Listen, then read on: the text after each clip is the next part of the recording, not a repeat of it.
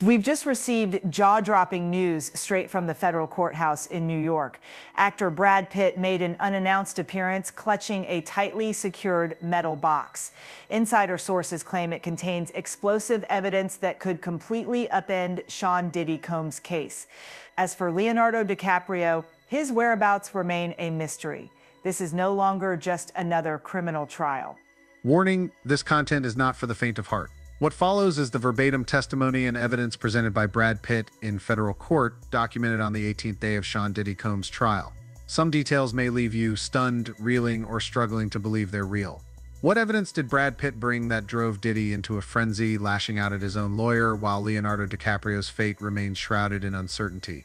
This wasn't a glitzy Hollywood premiere. Instead, Brad Pitt stepped into a high-security federal courtroom, sending shockwaves through Tinseltown's media. No bodyguards, no entourage. Just a steely gaze and hands gripping a fortified metal box, a vault containing secrets potent enough to dismantle the shadowy empire Diddy has quietly constructed over 3 decades. I didn't come here to negotiate. I'm here to bury his twisted empire and to save my friend before it's too late. What's inside that suitcase? A chilling audio recording from the basement where Leo is allegedly held captive? A video capturing a debauched party among the elite? Or perhaps a list of silenced victims, names the public still reveres as legends? Leonardo DiCaprio's mysterious disappearance sparked the darkest nightmare of Diddy's life.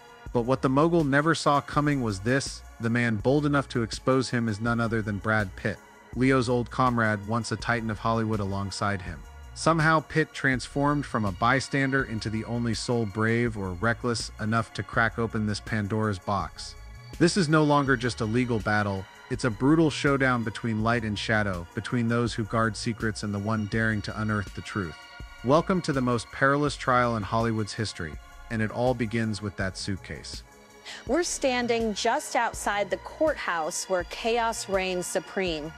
Brad Pitt emerged less than 10 minutes ago, silent but with a gaze radiating unshakable resolve.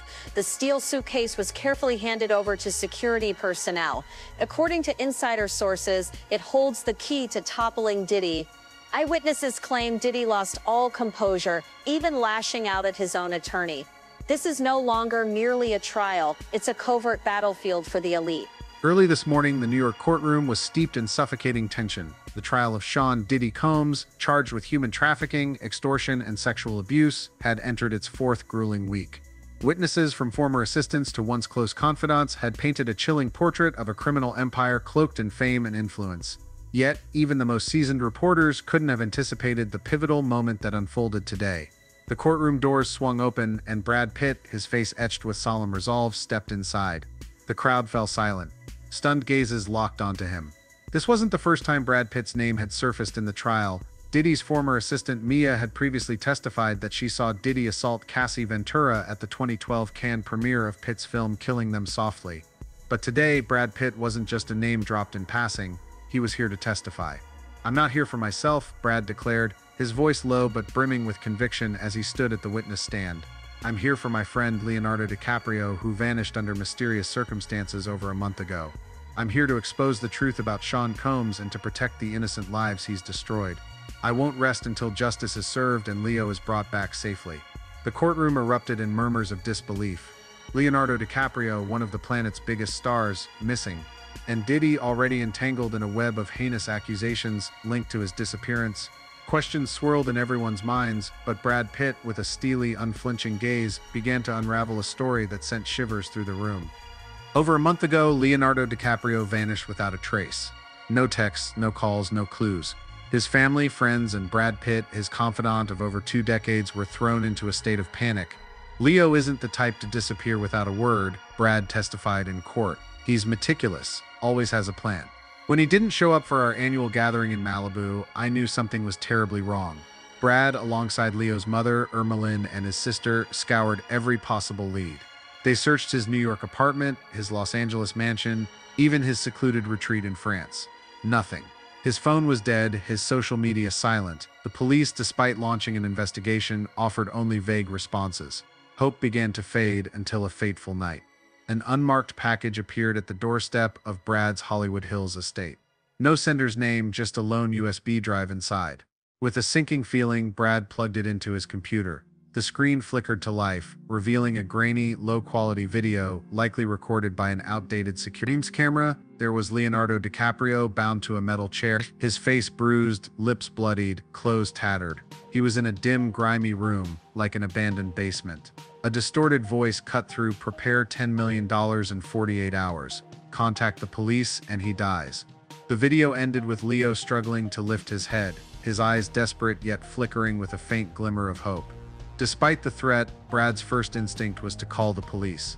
But at that moment, his phone rang, a number he didn't recognize. Against his usual habit of ignoring unknown callers, a gut feeling urged him to answer. On the other end was Leo's voice, faint but urgent. "Brad, I don't have much time. They have no intention of sparing me or my family. They're planning a purge. Anyone who knows anything will be silenced. Protect my mom and sister, and listen, I have proof of all Diddy's crimes. It's at my old house in Topanga Canyon, in a steel box in the basement. Be careful, Brad. Diddy and his cronies are cunning. If you're not cautious, they'll drag you down too." The call cut off abruptly. Without hesitation, Brad whisked Leo's mother and sister to his Los Angeles mansion, turning it into a fortified safe haven. Then, under the cover of night, he drove to Leo's old house in Topanga Canyon, a remote woodland retreat where Leo once escaped Hollywood's glare.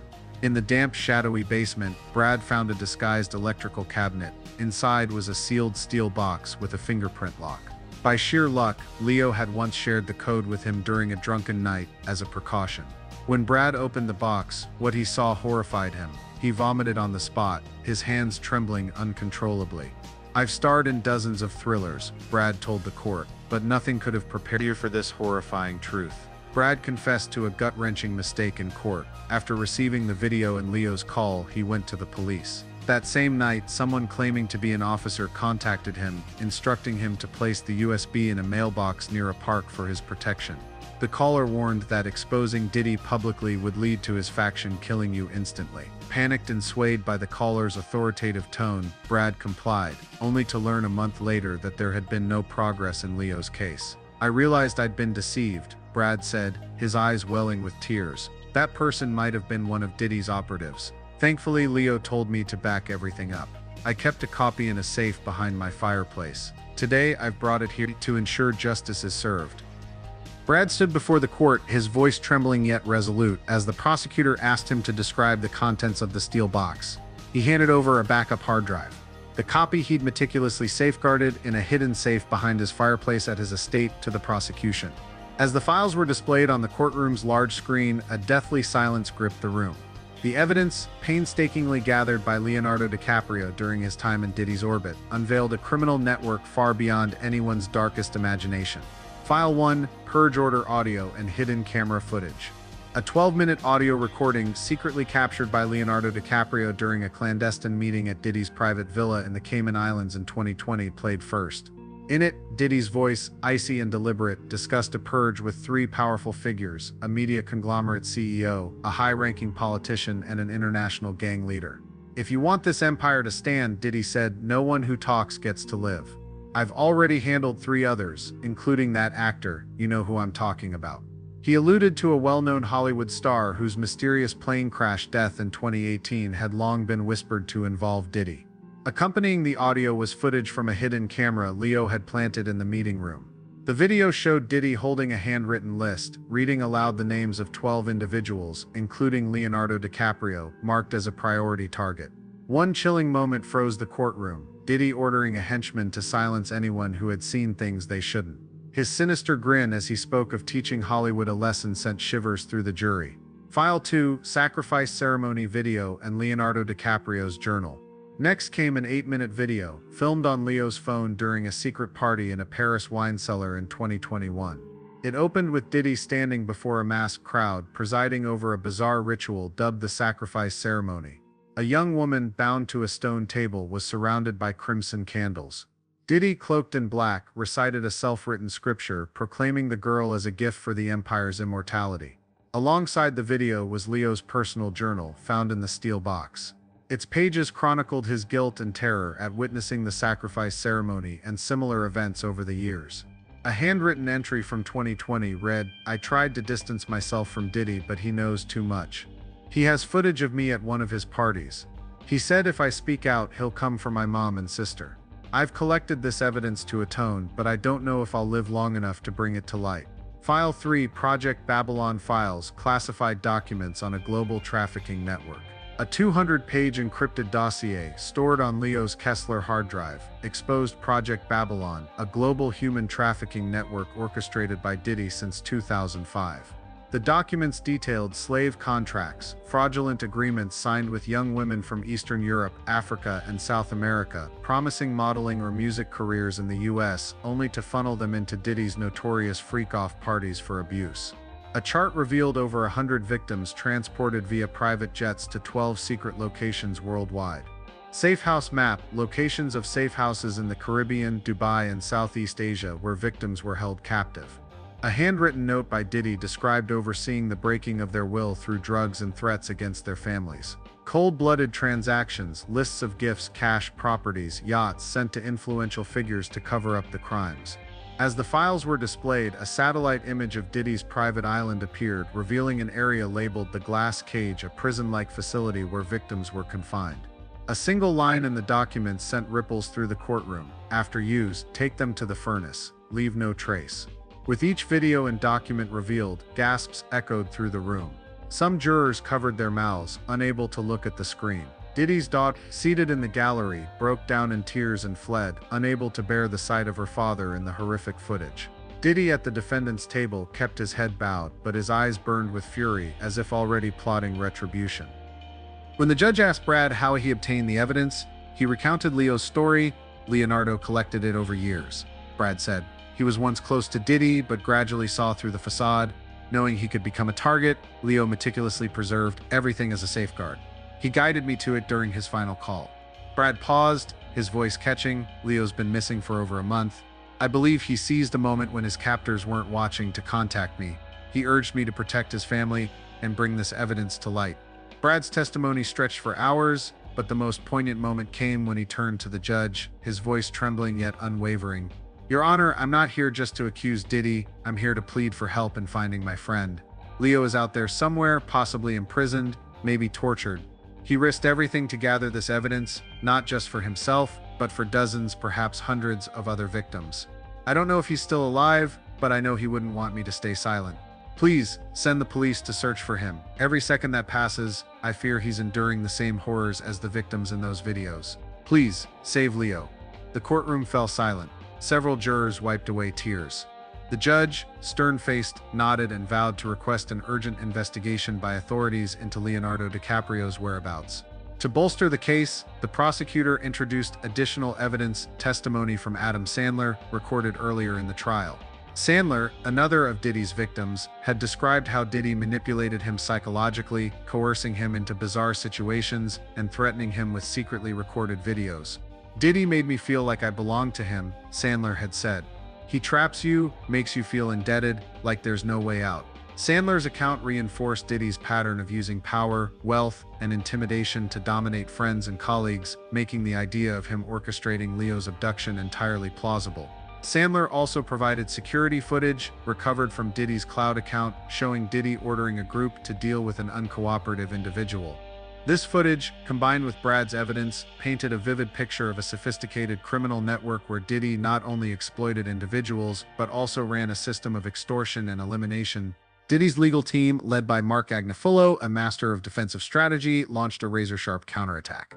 They argued that the evidence presented by Brad Pitt, videos, documents, and a recorded conversation between Diddy and his mother was unreliable and potentially fabricated. With a tone laced with subtle mockery, Agnifilo declared, Mr. Pitt is an actor, a Hollywood icon with a gift for transformation. Who's to say this isn't an elaborately staged script designed to ruin my client? They questioned Pitt's motives, criticizing his decision to bring such explosive evidence to court rather than immediately alerting the police. Why would someone like Brad Pitt, with a storied reputation and a glittering career, risk everything to present an unverified tale? Is he chasing attention, or is this part of a larger conspiracy?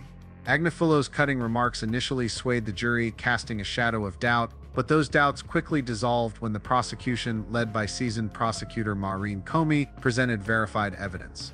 The videos, documents, and audio had been rigorously authenticated by independent experts, confirming their legitimacy. These materials didn't just pertain to Leo, a victim allegedly murdered by Diddy, but painted a chilling portrait of a decades-long criminal enterprise. From allegations of sexual abuse and extortion to money laundering, Diddy had seemingly built an empire not only on musical talent, but on manipulation and violence. Throughout the trial, Diddy maintained an icy, almost statuesque demeanor. Yet, in rare moments, flickers of panic in his eyes betrayed him to keen observers. When the recording of his conversation with his mother echoed through the courtroom, Diddy's hands clenched, his fingers gripping so tightly they seemed to hold back a tempest of emotions. Some spectators noticed him whispering something to his attorney, though the words were inaudible. These subtle gestures, though discreet, were like cracks in the flawless facade Diddy had meticulously constructed over the years. Brad Pitt's testimony isn't just a piece of the puzzle in this case, it's a wake-up call, a piercing alarm for those still lulled by Hollywood's glittering facade.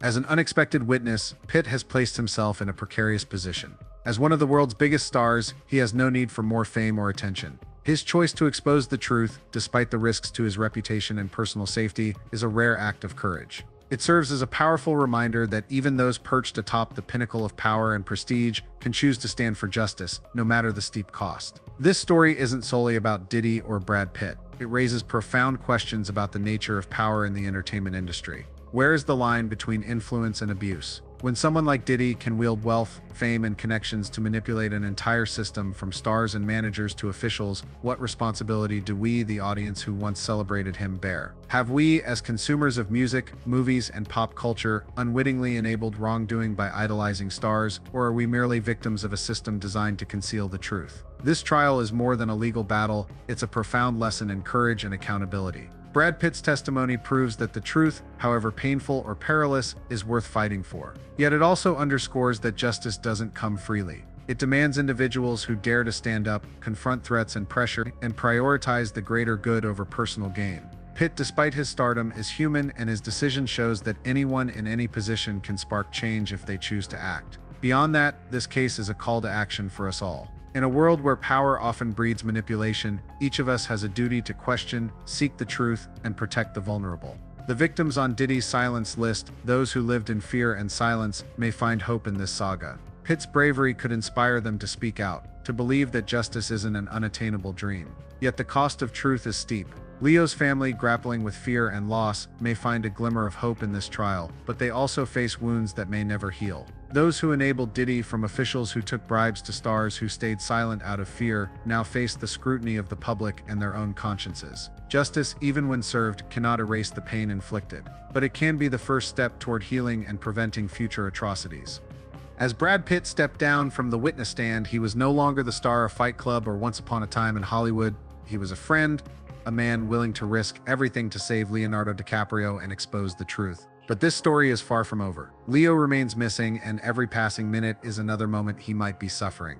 Brad's evidence has sent shockwaves through Hollywood, but will it be enough to bring Diddy to justice? And who will be the next to rise when the shadow of power still looms large? Today, we stand at a crossroads. Will justice prevail, or will wealth and influence once again bury the truth? Will Leonardo DiCaprio be found before it's too late? And you, watching this unfold, which side will you choose? Silence or speaking out? To keep following this journey to uncover the truth and stay updated on what comes next, hit subscribe and turn on notifications. We need your support to continue investigating dark stories like this. In our next video, we'll dive deeper into the names on Diddy's blacklist and the secrets still hidden from view. Don't miss it. The truth waits for no one.